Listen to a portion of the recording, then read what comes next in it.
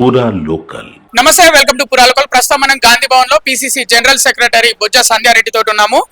National Herald news paper విషయంలో, అలాగే గాంధీ కుటుంబం విషయంలో మీరు ఇవాళ నిరసన కార్యక్రమం చేపట్టారు బీజేపీ పార్టీ ఆఫీస్ ని ముట్టడించడానికి. అంటే మీరు దాడి చేద్దాం అనుకున్నారా బీజేపీ పార్టీ ఆఫీస్ మీద? మేము దాడి కాదు, మేము నిరసన వ్యక్తం చేద్దాం అనుకున్నాం. దాడిలు అనేది మాకు అస్సలు ఇష్టం ఉండదు.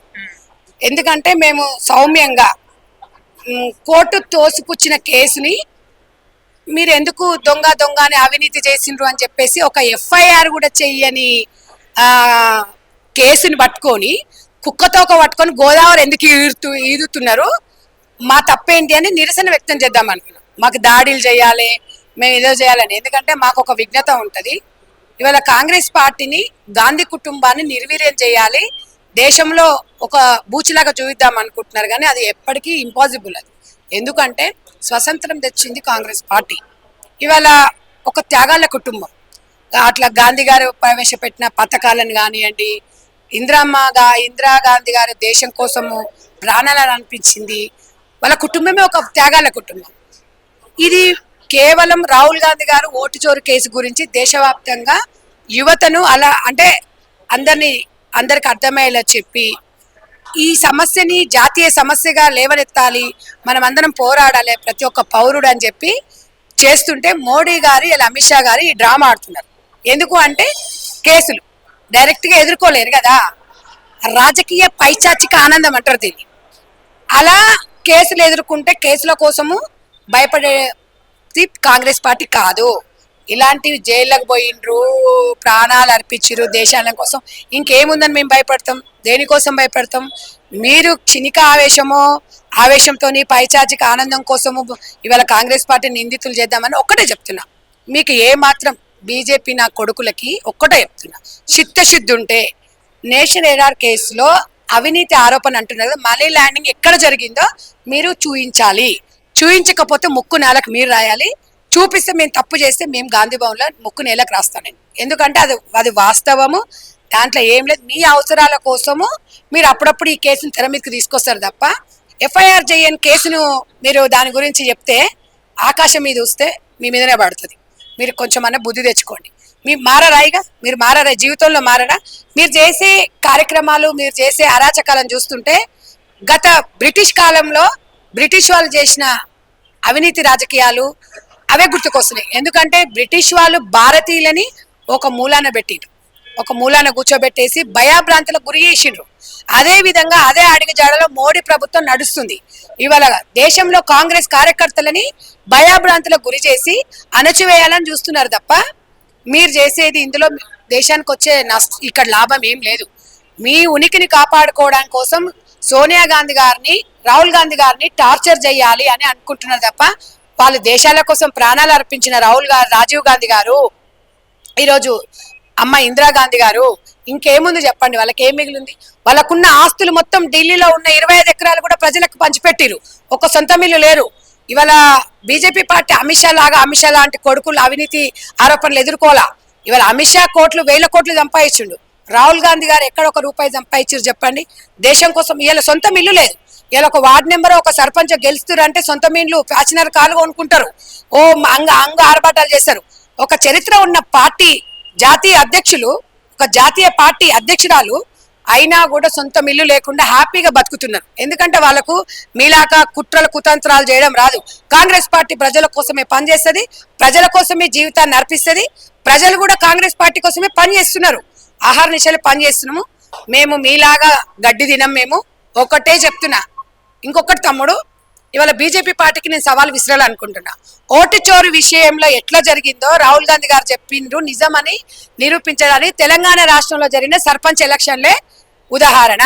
ఇప్పుడు గాంధీ పేరు మీద ఉన్న పథకాన్ని మార్చడం మీరు ఎట్లా చూస్తారు?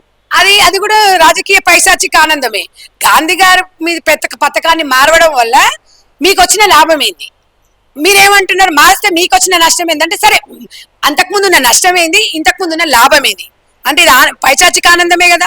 దీనివల్ల ఏమైనా ఒరిగిపోతుందా ప్రజలకు? మార్చేసి ఇవాళ రాష్ట్ర ప్రభుత్వాల మీద 40% మీరు పన్ను మోపుతున్నారంటే అది ఎవరింటికెళ్ళి తెచ్చియాలి? ఎవరింటికెళ్ళి? ఇవాళ పబ్లిక్ ట్యాక్స్ కడుతున్నారు. ఇవాళ ఆ, అధికారంలో సెంట్రల్ గవర్నమెంట్ గాడిద పనులు తోముతారా? అన్ని మేమే కట్టుకుంటే అన్ని మేమే చేస్తే మీరెందుకు అని అడుగుతున్నాము. మీరెందుకు? 100% ప్రతి ఒక్క పౌరునికి రైట్ ఉంది. ఇవాళ ట్యాక్సీలు కడితేనే ఇవాళ మీరు డబ్బులు ఇస్తున్నారు అంతే తప్ప ఎవడు బీజేపీ ఇంట్లోకెళ్ళి ఎవడైనా తెచ్చిస్తలేడు, ఎవడు బొడ్లో నుంచి ఇస్తలేరు. 100% నేను ఒక పౌరురాల్ని, నేను ప్రతిదానికి ట్యాక్స్ కడుతున్నా, అడిగే రైట్ ఉంది కాబట్టి చెప్తున్నా. ఇలాంటివి దేశంలో కొన్ని చరిత్రలు నిలిచిపోయేవి ఉంటాయి. మీరు చరిత్ర పేర్లు మారుస్తున్నారు, మార్చేసి మీరు ఏదో చేద్దాం అనుకుంటున్నారు. కానీ మీరు ఏందన్నా కాకరించి గానిచ్చి ప్రజలు ఊస్తున్నారు మీరు చేసేటివన్నీ. అది ఎంత మంచి పథకం అది! బలహీన వర్గాల కోసము, గ్రామీణ ప్రాంతాల కోసం పెడితే దాంట్లో ఉన్న మీకు ఏం నొప్పి వచ్చింది? అది అది అది అట్లే పేరు ఉంటే మీకు నష్టం ఏముండే చెప్పండి? మీకు ఏం లాభం కలుగుతుంది? పైచాచికమే కదా ఇది. అంతకన్నా ఎక్కువ ఏమైనా ఉందా? ఓటిచోరు మీరు చేస్తలేరు, ఈవీఎం ట్యాంపరింగ్ చేస్తారు 100%. దాని ఉదాహరణ 12,700 పైచిలకు గ్రామ పంచాయతీ ఎలక్షన్లు తెలంగాణలో జరిగితే 500 గెలిచిరు. సిగ్గు శరం ఉండాలి. ఇవాళ సెంట్రల్ మినిస్టర్ 2 ఉన్నారు. ఇవాళ బండి సంజయ్ గారు ఉన్నారు, కిషన్ రెడ్డి గారు ఉన్నారు. మీ మొహాలు ఎడబెట్టుకుంటారు. 500 గెలుస్తారు సర్పంచులు, 8 మంది ఎంపీలు, 8 మంది ఎమ్మెల్యేలు. సిగ్గు ఉండాలి మీకు. ఇంతకన్నా ఎక్కువనా? ఇంకా ఏడ ఉందయ్యా బీజేపీ పార్టీ? ఇవాళ కాంగ్రెస్ పార్టీ లేదు లేదు లేదు అన్నారు. మరి కాంగ్రెస్ పార్టీ లేనిదే ఇవాళ 70% సర్పంచులు గెలిచిరా? కొంచెమన్నా గ్రామీణ ప్రాంతాలలో పట్టుకొమ్మలు లాంటి వారు గ్రామీణాభివృద్ధి అనేది పైకర్లు కట్టించినము, శ్మశానాలు కట్టించినము, అన్ని కట్టించినాం. మరి ఓటు ఎందుకే లేవాడు? మరి మీ చక్కదనం ఏంటో తెలంగాణ ప్రజలకు తెలుసు. బీజేపీ పార్టీని గ్రామీణ ప్రాంతాల్లో ఎవరు కూడా మిమ్మల్ని నమ్మే పరిస్థితి లేదు. మీరు పైకర్లు కట్టించినా, బాత్రూమ్లు కట్టించినా, ఇంకా ఏ లేట్ రూమ్లు కట్టించినా మోడీ ఇంట్లోకెళ్ళి ఏమి ఇస్తలేడు, అమిత్ షా ఇంట్లోకెళ్ళి ఏమి ఇస్తలేడు. అందరం ట్యాక్సీలు కడితేనే వస్తున్నాయి. మీరు ఎన్ని చేసినా కూడా మీ బతుకులు ఇంతే. బీజేపీ పార్టీ ఎంతసేపు ఉన్నా ఈ దొంగతనాలు చేసి దొంగ ఓట్లు వేయించుకొని, ఎందుకు అంటే 500 ఎందుకు గెలిచిరు? మీరు బ్యాలెట్ ఉంది కాబట్టి 500 గెలిచిరు. అదే ఈవీఎంలు ఓట్ చోరు అయితే మాత్రం మొత్తం ఊర్లే ఖాళీ ఎదురు, మొత్తం మీరే గెలుతురు. దీనికి ఉదాహరణ తెలిసింది. అందుకే బ్యాలెట్ పద్ధతిలో పెడితే 100% కాంగ్రెస్ పార్టీ అధికారంలో వస్తుంది. ఈ ఓటు నోటు చోరీ, ఈ ట్యాంపరింగ్ చేస్తున్నారు కాబట్టి ఈవీఎంలో ఇవన్నీ అందరికి అనుమానం ఉంది కాబట్టి మేము ప్రశ్నిస్తుంటే మీరు కేసుని డైవర్ట్ చేసి నేషనల్ ఎలాట్ కేసు అనేది తెర మీదకి తీసుకొచ్చేసి ఇవాళ కాంగ్రెస్ పార్టీని డ్యామేజ్ చేద్దాం అనుకుంటున్నారు. మీరు కాంగ్రెస్ పార్టీని ఎంత డ్యామేజ్ చేసినా నమ్మేవాడు ఎవడలేదు. దేశంలో అధికారం ఉంటది పోతది, దాని గురించి మీకు కావాలి అధికారాలు. ఇంకెన్ని సంవత్సరాలు ఉన్నా మరి మీ దాంట్లో సిద్ధాంతాలు ఉంటాయి. 2 సార్లు ప్రధానమంత్రి అయితే 3వ దానికి ఛాన్స్ లేదంటారు. 72 సంవత్సరాలు దాటితే లేదంటారు. మరి మోడీ గారికి ఎందుకు ఇచ్చిండ్రు? మీకు కావాలి అధికారాలు. కాంగ్రెస్ పార్టీకి సోనియమ్మకి ప్రధానమంత్రి అయ్యే అవకాశం వచ్చినా కూడా త్యాగం చేసింది. భర్తను చంపుకుంది, అత్త చనిపోయింది, అయినా చిన్న పిల్లలను పెట్టుకొని దేశం కోసం పోరాటం చేస్తుంది. మీలాంటి కేసులు ఎంత ఆమెకి? ఆ అమ్మ త్యాగశీలి. ఆ అమ్మని కానీ రాహుల్ గాంధీ గారు కానీ ఎవరొక్కమంటే దేశం అతలాకృతం అవుతుంది. ఖబర్దార్ బీజేపీ పార్టీ అని చెప్తున్నారు. కోట్ల రూపాయలు దోచుకోవడానికే ముఖ్యమంత్రి రేవంత్ రెడ్డి మెస్సీ తోటి ఫుట్బాల్ ఆడిండని అంటున్నారు. ఏం చెప్తారు? ఒకటి చెప్పనా తమ్మి, ఒకటి చెప్పనా, రేవంత్ రెడ్డి గారు ఏ పని చేసినా కూడా వీళ్ళు మాట్లాడుతూనే ఉంటారు. ఇప్పుడు క్రీడలు అనేది చాలా అవసరము. తెలంగాణ ప్రజల గారు ప్రతి ఒక్క మనిషికి ఒక క్రీడ అనేది, క్రీడా శాఖలు అనేది ప్రతి ఒక్కరికి ఒక అవసరమే. దాన్ని కూడా రాజకీయం చేసేసి ప్రతిదానికి రాజకీయాలు చేస్తూ ఉంటే అన్నిట్లో ఇది ఒక భాగము. దానివల్ల ఇవాళ ఒక తెలంగాణ రాష్ట్రము కొన్ని రాష్ట్రాలకు ఆదర్శంగా తీసుకుంటున్నారు. దాన్ని కూడా రాజకీయాలు చేసేస్తే ఎట్లా చెప్పండి? అంటే వీళ్ళేమో ఇలా బీఆర్ఎస్ పార్టీ కోట్లాది కోట్ల రూపాయలు సొంతానికి దుర్వినియోగం చేసి కాళేశ్వరం పిచ్చి ప్రాజెక్టులు కట్టి ప్రాజెక్టుల పేరు మీద దోసుకొని తిన్నప్పుడేమో తెలంగాణ రాష్ట్రానికి ఏమైనా వచ్చిందా? కల్వకుంట్ల ఫ్యామిలీ 5 ఉద్యోగాలు తీసుకున్నారు, అన్ని కోట్ల అవినీతి చేసిండ్రు, దానివల్ల తెలంగాణ ప్రజలకు ఏమైనా ఒరిగిపోయిందా? అంటే ఇవాళ తెలంగాణ రాష్ట్రం మీకు సిగ్గుండాలి. ఇవాళ ₹1 కూడా గవర్నమెంట్ పరంగా పెట్టలేదు. స్పాన్సర్స్ ముందుకు వచ్చిర్రు తప్ప ఒక రాష్ట్ర సీఎం యువతకి ఆదర్శంగా ఆటలు ఆడిండ్రు. ఇవాళ ప్రోత్సహించడానికి చేసినారు. మీకు అది కూడా ఓర్చుకుంటలేరు. ఫామ్ హౌస్ లో వండుకున్న సీఎంకి మీకేం తెలుస్తుంది? ఫామ్ హౌస్ పాలన చేసిరు. ఒక మొరటిగా సామెత చెప్పాలంటే గాదికేం తెచ్చు గంధం చెక్క వాసన అన్నట్టు మీకేం తెలుస్తుంది? ఒక క్రీడాకారుల గురించి, ఒక వ్యవస్థ గురించి, ఒక రాజకీయం గురించి, ప్రజల బాగోగుల గురించి మీకు అసలు ఇంత కూడా చిత్తశుద్ధి లేదు. మాకు 100% తెలంగాణ రాష్ట్రం మీద, ప్రజల మీద పూర్తి నమ్మకం ఉంది, చిత్తశుద్ధి ఉంది. 100% ప్రజలను గుండెల్లో పెట్టుకొని చూసుకుంటాము. మాకు మంచి మెజార్టీనిచ్చి సర్పంచ్లను గెలిపించరు. అదేవిధంగా ముందు కూడా అన్ని పథకాలు కూడా ఇవ్వబోతున్నాం. నిజంగానే అంటే డబ్బులు దోచుకున్నారా మీ కాంగ్రెస్ పార్టీ నాయకులు మెస్సీ తోటి ఫుట్బాల్ ఆడి? ఒక్కటి చెప్తున్నా, మెస్సీతోని ఫుట్బాల్ ఆడిండ్రు, దోసుకున్నాం అని ఓ మడుగులో గౌడుబెర్ర ఒకటి అంటుంది. మెస్సీతోనే ఆడుకున్నట్టు కదా, నీతో నేను ఫుట్బాల్ ఆడుకుంటా. ఇంకొకసారి నువ్వు మాట్లాడేటప్పుడు నీ ఒళ్ళు దగ్గర పెట్టుకొని మాట్లాడు. నేను ఎవరిని హెచ్చరిస్తున్నానో వాళ్ళకి తెలుసు. నువ్వు నీతో గాంధీ భవన్లో ఉన్న ఆడలో అందరూ ఫుట్బాల్ ఆడుకుంటావు. ఇంకొకసారి నువ్వు నోటుకొచ్చినట్టుగా మాట్లాడి నువ్వు రాష్ట్ర సీఎంని పట్టుకొని నువ్వు వాడే భాష ఏం భాష మాట్లాడుతున్నావే నువ్వు? నీకు ప్రతిసారి చెప్తున్నా, పేడ్ ఆర్టిస్ట్ లాగా ఉండు. అంతేగాని తగుదనమ్మా ఇస్తుంటారా అంటే ఇల్లంతా నాదే అనకు. నీకంత సినిమా లేదు, నీకంత సితార లేదు. నీకు పొద్దున్న లేస్తే నువ్వు ఆ మొత్తము గార్దిగంతలు వేస్తేనే నీకు ఇల్లు వెళ్తుంది. అంతవరకు చూసుకో. అంతే తప్పు గవర్నమెంట్ అధికారంలో ఉన్నోళ్ళను మనము అందరము రెస్పెక్ట్ చేయాల్సిన అవసరం ఉంది. నీ ఇష్టం వచ్చినట్టుగా కాళేశ్వరం చుట్టూ తిరుగుతావు, ఊరు తిరుగుతావు. అసలు నేను ఏం మాట్లాడాలన్నా కూడా నాకు మాట్లాడాలని అనిపిస్తలేదు. కానీ ఫుట్బాల్ గురించి మాట్లాడితే నీకు మాత్రం వర్తిస్తుంది.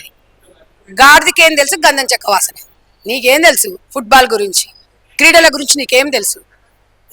పేడ్ ఆర్టిస్ట్వి 10,000 ఇస్తే ఒకటి పోయి అక్కడ పోయి రీల్ చేయమంటే రీల్ చేసి వస్తావు. అది నీ పొట్టకుట్టి కోసం. ఈ ఫుట్బాల్ అనేది తెలంగాణ రాష్ట్రం కోసము, యువత కోసం, యువతను ఎంకరేజ్ చేయడానికి, యువతకు స్ట్రాంగ్గా ఒక మంచి అవకాశం ఇవ్వడానికి. ఒక్కటి తమ్ముడు మంచికి చాలా విమర్శలు చేస్తారు. చేసుకొని ఎప్పుడు విమర్శలు చేసేటోడు వెనకనే ఉంటాడు, ముందుకొచ్చి ఎవడు అన్నాడు. కాబట్టి రేవంత్ రెడ్డి గారు తన పని తను చేసుకుంటూ వెళ్తున్నారు, అందరిని ఉత్సాహపరుస్తున్నారు, అన్ని పథకాలను అమలు పరుస్తున్నారు. మొన్నటి వరకు ఇంద్రమ్మ చీరల మీద అవాకులు చివాకులు అన్నారు. ఇలా ఇంద్రమ్మ చీరలు కట్టుకుంటుంటే వాళ్ళు ఎంత కలకలలు ఆడుతున్నారు చెప్పండి. ఎంత మంచిగా అనిపిస్తుంది కలర్ఫుల్గా. ఇవాళ ఇది అంటారు. మొన్న అందాల పోటీలు పెట్టిరు కదా, అందాల బామ్మ పోటీ, ఆ రోజు విమర్శించారు. మేము ఏం చేస్తే ఏది చేసినా విమర్శిస్తున్నారు. అంటే మేము చేసింది విమర్శిస్తున్నారు అంటే బాగుంది కాబట్టి విమర్శిస్తున్నారు. అవునా కదా? మీరు ఒక మాట చెప్పండి. కాబట్టి పేర్లు పెట్టేసి ప్రత్యేకంగా వాళ్ళ గురించి విమర్శించాల్సి నాకే కొంచెం సిగ్గు అనిపిస్తుంది. సర్పంచ్ ఎన్నికల్లో మీ పార్టీకి ఆధిక్యం వచ్చినప్పటికీ కూడా బీఆర్ఎస్ అలాగే బీజేపీ పార్టీల నుంచి గెలిచిన సర్పంచ్ అభ్యర్థుల మీద దాడులు చేస్తున్నారని అంటున్నారు. కారణం ఏంటి? ఎందుకు కొడుతున్నారు వాళ్ళని మీరు? ఒకటి వినండి తమ్ముడు, గ్రామీణ ప్రాంతాలలో రాజకీయాలు ఒక రకంగా ఉంటాయి. ఇప్పుడు వాళ్ళు కొట్లాడుకుంటే కూడా కాంగ్రెస్ పార్టీ దాడి చేస్తున్నారంటే ఎంతవరకు కరెక్ట్ చెప్పండి. ఇప్పుడు ఇక్కడ బీఆర్ఎస్ కానివ్వండి, కాంగ్రెస్ కానివ్వండి, వాళ్ళు కొట్లాడుకొని కాంగ్రెస్ పార్టీ చేపిస్తుందంటే అది కరెక్టా? మీరు చెప్పండి. ఎవరైనా కాంగ్రెస్ పార్టీ దాడులు చేయండి అని చెప్పి ఎవరైనా చెప్తారా? అది మీ వరకు చూసుకోవాలి తప్ప, అధికారంలో మేము ఉన్నాం కాబట్టి, ఓడిపోయారు కాబట్టి భయంతోని, బాధతోని, అక్కస్తోని కాంగ్రెస్ పార్టీ మీద అంటున్నారే తప్ప మేము అలాంటి దాడులు ఎప్పుడు కూడా మేము ఖండిస్తాం. అలాంటి దాడులను చేయమని ఎప్పుడు చెప్పం. మేము 100% సీఎం గారు కానీ, పీసీసీ కానీ, అసలు ఏ కాంగ్రెస్ కార్యకర్త కూడా అలాంటి పనులకు మేము వెళ్ళము. మేము అట్లా ఎంకరేజ్ కూడా చెయ్యము, ఎవరిని సపోర్ట్ కూడా చెయ్యము. వాళ్ళు దాడులు చేసుకుంటున్నారు, అది చేసుకుంటున్నాం అంటే ఇప్పుడు ఊర్లల్లో చెట్టు పేరు చెప్పి కాయలు అమ్ముకుంటారు కొంతమంది ఉంటారు. వాళ్ళు చేసిన దాంట్లో కూడా మా దగ్గరకు వచ్చి మేము అడిగితే మేము నిజంగా మేమే చేపించినాం దాడులు అంటే ప్రూఫ్ ఉంటే చూపించండి. వాళ్ళు కొట్లాడుకొని కాంగ్రెస్ పార్టీ జయించిందంటే మరి వాళ్ళకి ఓడిపోయినానికి ఏముంటుంది? ఇక ఓడిపోయినానికి ఏముంటుంది? ఎవడో ఒకటి మీద దొయ్యాలి, అంతేనే కదా? అంతే కాబట్టి వాళ్ళు అంటున్నారు. దాని గురించి మనం పెద్దగా వాళ్ళ గురించి మనం పట్టించుకోవాల్సిన అవసరం లేదు. ఓడిపోతే ప్రజలలో ఉండండి, మళ్ళీ అవకాశం వచ్చినట్టు గెలిపిస్తారు. ఓటమి అందరికి తెలుసు. ఒక సర్పంచ్కి 10 మంది పోటీ చేసిరు, తెలియదా మీకు? ఒక్కడే గెలుస్తాడు, మీరు 10 మంది గెలుస్తారా? కాంగ్రెస్ పార్టీ మీద మాట్లాడతారు. కాంగ్రెస్ పార్టీ మీద చిత్తశుద్ధి ఉంది, ప్రజల నమ్మకం ఉంది, అధికారంలో ఉంది. కాంగ్రెస్ పార్టీ మన గురించి ఆలోచిస్తే ఇందిరమ్మ ఇండ్లు ఇచ్చింది, రేషన్ కార్డులు ఇచ్చింది. ప్రతి ఒక్కరికి గురుకుల పాఠశాలలు కానీ విద్యా వ్యవస్థ మీద ఒక నమ్మకం ఉంది కాబట్టి ఓటేసిండ్రు. అది మీ మీద నమ్మకం లేదు కాబట్టి ప్రజలు పామౌదులు వాడుకుంటూ కేసీఆర్ బయటకు ఎట్లా రాడు? మరిగా కేటీ రామారావు, ఈ రామారావు మొత్తం కేసులు ఉన్నాయి. మరిగా ఎవరున్నారు? మాకు బిడ్డనేమో మొత్తం దేశాలు తిరుగుతుంది, రాష్ట్రాలు తిరుగుతుంది. మరి ఎవరు లేడు కదా? మీ గురించి, మీ అవినీతి గురించి మొత్తం తెలిసిపోయింది. తెలియనప్పుడు మిమ్మల్ని నమ్మిరు ప్రజలు. తెలిసిన తర్వాత మిమ్మల్ని ఎట్లా నమ్ముతారు? మీరేదో భుజాలు తడువుకోకండి. మీరు అన్నారు కదా చూపిస్తాం ఐసా పైసా, ఏం చూపించారు మీరు? ఇలా 70% కాంగ్రెస్ పార్టీ అభ్యర్థులు గెలిచిండ్రు. మేము ఎగిసి పెడతలేము. మాకు మేము గర్వపడతలేము. బాధ్యత పెరిగింది. 100% మా మీద పెట్టుకున్న నమ్మకాన్ని ముమ్ము చేయకుండా 100% కాంగ్రెస్ పార్టీ మా గౌరవాన్ని నిలుపుకుంటాం. మేము ఇచ్చిన హామీలను నెరవేరుస్తాం.